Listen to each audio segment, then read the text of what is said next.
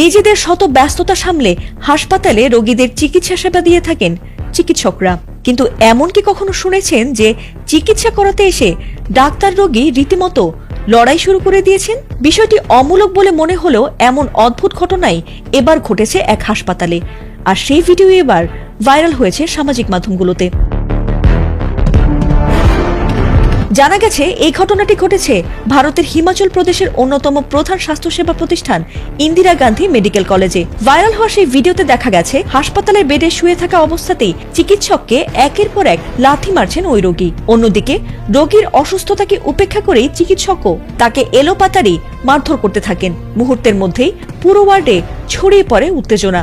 এক পর্যায়ে ওই তরুণ চিকিৎসক রোগীকে একের পর এক ঘুষি মেরে কুপকাত করে ফেলেন। ঘটনাস্থলে উপস্থিত অন্য চিকিৎসক ও হাসপাতালের কর্মীরা বহু চেষ্টা করেও পরিস্থিতি নিয়ন্ত্রণে আনতে পারেননি। ভিডিওটিতে স্পষ্ট দেখা গিয়েছিলেন।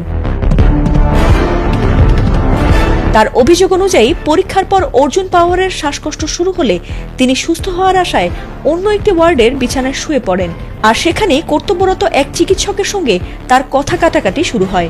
রোগীর পরিবারের দাবি, চিকিৎসকই প্রথমে তার সঙ্গে অভদ্র আচরণ করেন এবং তর্কের এক পর্যায়ে শারীরিকভাবে লাঞ্ছিত করেন।